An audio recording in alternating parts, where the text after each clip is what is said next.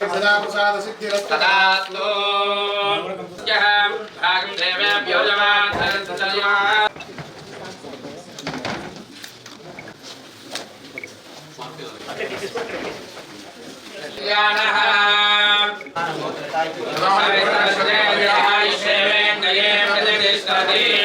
राजाधिराजाय प्रसक्तानिने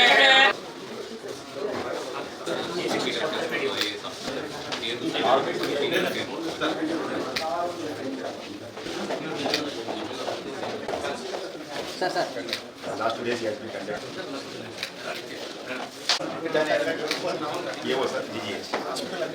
నమస్కారం అండి. నా పేరు విష్ణు చరణ్. నేను 2019 బ్యాచ్ ఐఏఎస్ ఆఫీసర్ని. రీసెంట్గా 1 వీక్ బ్యాక్ జరిగిన ట్రాన్స్ఫర్స్లో భాగంగా నాకు అనంతపురం జిల్లాకి జాయింట్ కలెక్టర్గా ఇవ్వడం జరిగింది.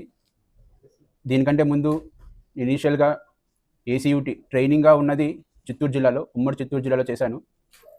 తర్వాత నా first independent posting west Godavari జిల్లాలో నర్సాపురం సబ్ డివిజన్కి సబ్ కలెక్టర్గా పనిచేశాను. తర్వాత ఐటీడీఏ పార్వతీపురం ప్రాజెక్ట్ అధికారిగా పనిచేశాను. తర్వాత నంద్యాల జిల్లా జాయింట్ కలెక్టర్గా పనిచేశాను. తర్వాత కొంచెం brief moment deputy secretary social welfare department కూడా పనిచేశాను. ఇప్పుడు ఇవాళ అనంతపురం జిల్లాకి జాయింట్ కలెక్టర్గా బాధ్యతలు తీసుకుంటున్నానండి.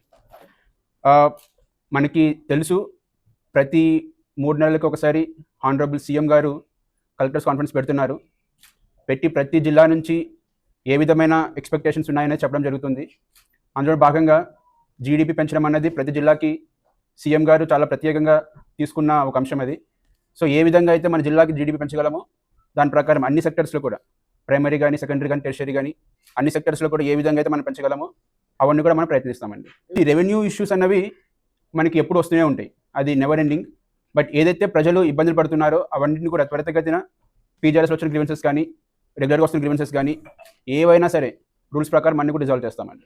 చెప్తున్నాను కదండి, మనకి రెవెన్యూ మనకి ప్రతి పీజీఆర్ఎస్లో కూడా ఆల్మోస్ట్, అంటే హానరబుల్ సీఎం గారు చెప్పేది ఏంటంటే, ప్రతి పీజీఆర్ఎస్లో కానివ్వండి, స్టేట్ లెవెల్ కానివ్వండి, ఆల్మోస్ట్ ఒక 70 to 80% గ్రీవెన్సెస్ అన్నీ కూడా రెవెన్యూ పైన వస్తున్నాయని చెప్పడం జరుగుతుంది. సో మన జిల్లాలో పరిస్థితి ఏంటంటే ఒకసారి నేను రివ్యూ చేయాలి, ఇక్కడ ఎలా ఉన్నాయి సిచ్యువేషన్స్ అన్నది. సో దాని ప్రకారం ఏదైతే మనం రెవెన్యూ సమస్యలన్నీ పూర్తిగా రిజాల్వ్ చేయగలమో అప్పుడే చాలా వరకు ప్రజలు కొంచెం హ్యాపీగా ఫీల్ అవుతారు. సో దాన్ని దృష్టిలో పెట్టుకొని ప్రతి గ్రీవెన్స్ని కూడా చాలా జాగ్రత్తగా రూల్స్ ప్రకారం రిజాల్వ్ చేస్తామండి. ఒక్కరికి డ్యూటీ చార్ట్ ఉంటుంది, ప్రతి ఒక్కరు చేయాల్సిన పనులు ఉంటాయి. ఎవరి పనులు వాళ్ళు సక్రమంగా చేస్తూ ఉంటే ఇష్యూస్ రిజాల్వ్ అయిపోతూ ఉంటాయి.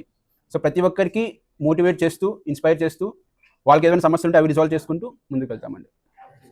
థ్యాంక్స్.